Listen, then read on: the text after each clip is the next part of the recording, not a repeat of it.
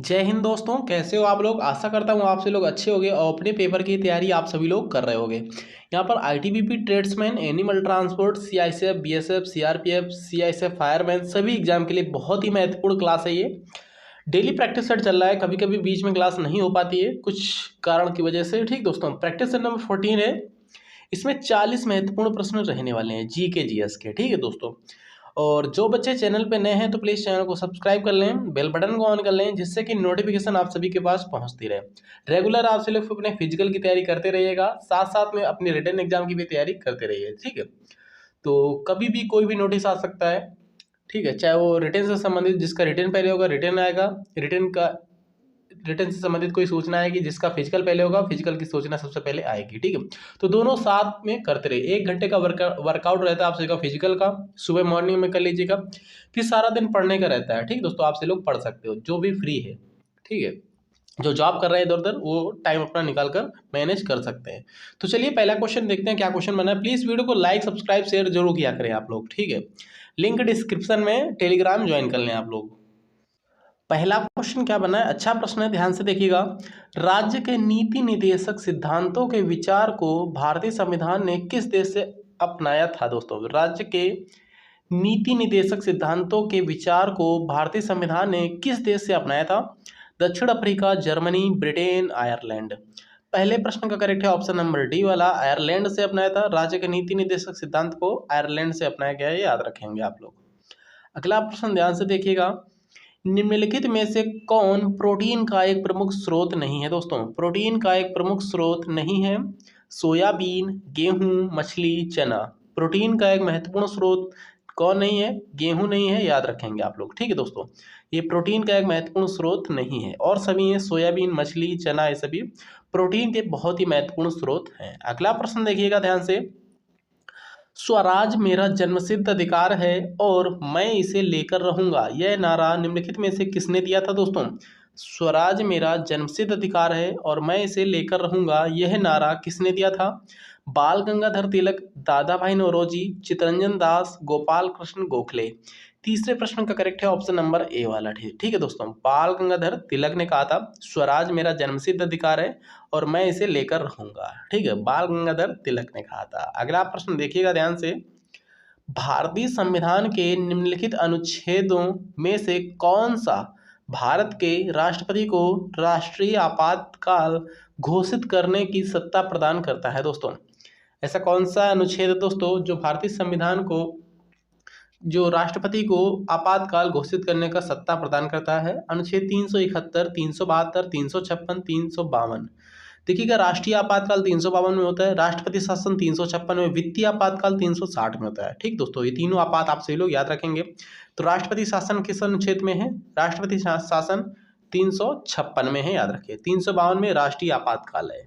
अगला प्रश्न ध्यान से देखिएगा, 5th question. The God of small things उपन्यास किस देश से प्रेरित है। दोस्तों, the God of small things उपन्यास किस देश से प्रेरित है।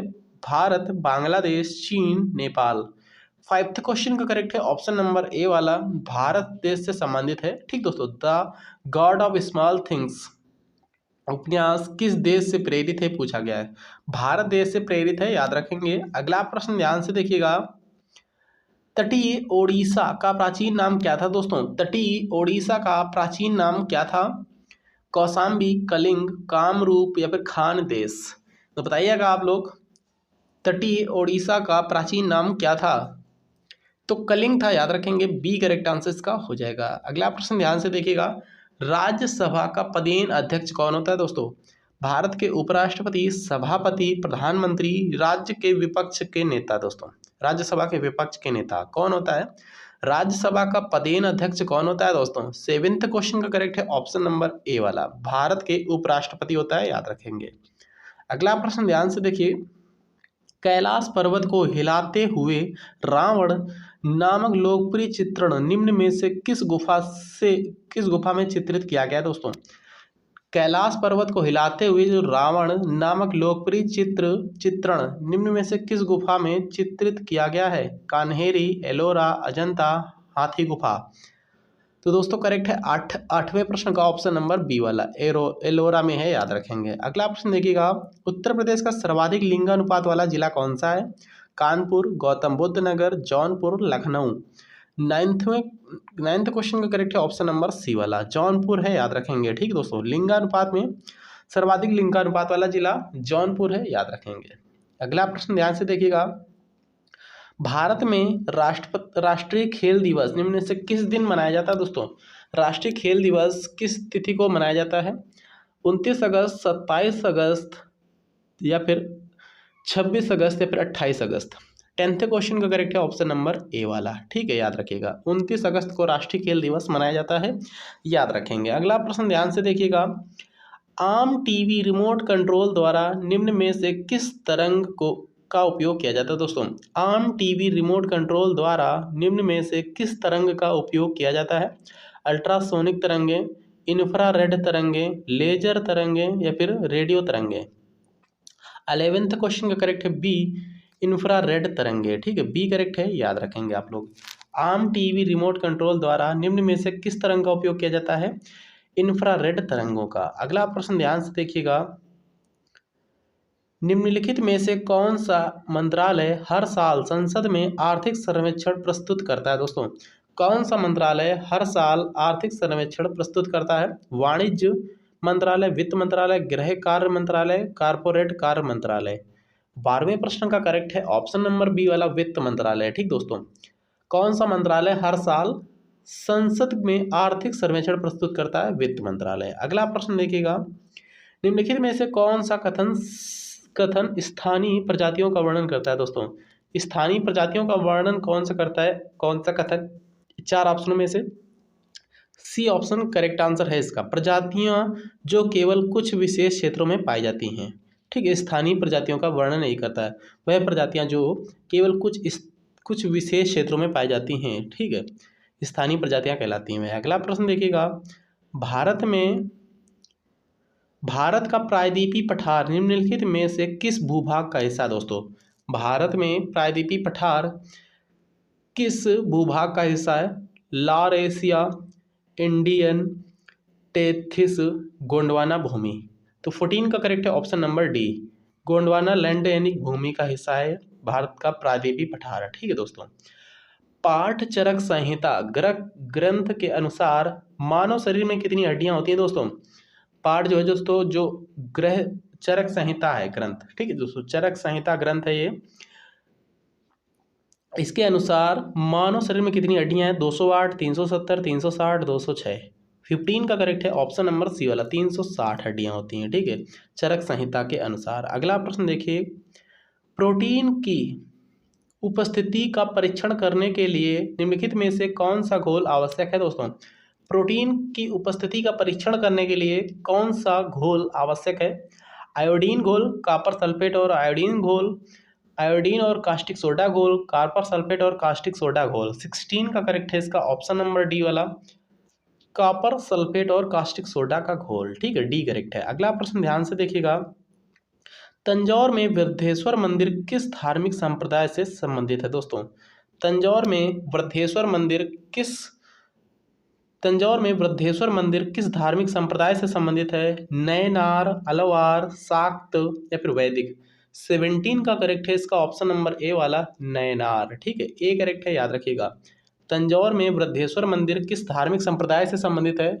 नयनार संप्रदाय से संबंधित है, नयनार। ठीक है दोस्तों, अगला प्रश्न देखिएगा, एलिमेंट्री कैनाल के अंगों द्वारा स्रावित कौन सा वसा के पाचन में महत्वपूर्ण भूमिका निभाता है? लार, हाइड्रोक्लोरिक अम्ल, बलगम, पित्तरस, अग्नाशयी रस, या फिर अग्नाशयी रस और लार। तो यहाँ पर 18वें प्रश्न का करेक्ट है ऑप्शन नंबर सी वाला, पित्तरस और अग्नाशयी रस। ठीक है, सी करेक्ट है। अगला प्रश्न देखिए ध्यान से, निम्नलिखित में से कौन से शब्द का प्रयोग बैंकिंग क्षेत्र में नहीं होता? दोस्तों बैंकिंग क्षेत्र में कौन से शब्द का प्रयोग नहीं होता है? रेपो दर यानी सांप्रस्विक, शून्यकाल, ब्याज दर अदला बदली। दोस्तों इसमें बी वाला करेक्ट आंसर है, याद रखें। शून्यकाल दोस्तों ये संसद का होता है। ठीक दोस्तों, संसद का शून्यकाल होता है, ना कि यहाँ पर बैंकिंग से संबंधित ये शब्द है। अगला प्रश्न देखिएगा, निम्नलिखित में से किस जलीय जीव में गलफड़े नहीं होते हैं दोस्तों? किस जलीय जीव में गलफड़े नहीं होते हैं? ऑक्टोपस, क्लाउन फिश, स्क्विड या फिर व्हेल। 20 का करेक्ट है इसका ऑप्शन नंबर डी वाला, व्हेल। ठीक दोस्तों, व्हेल में गलफड़े नहीं होते, याद रखेंगे आप लोग। अगला प्रश्न देखिएगा ध्यान से। देखिए दोस्तों क्या क्वेश्चन बनना है, 21 क्वेश्चन ध्यान से देखिएगा। निम्नलिखित में से कौन सा दिन मानव अधिकार दिवस के रूप में मनाया जाता है? मानव अधिकार दिवस के रूप में कौन से दिन मनाया जाता है? 10 फरवरी, 10 जनवरी, 10 नवंबर, 10 दिसंबर।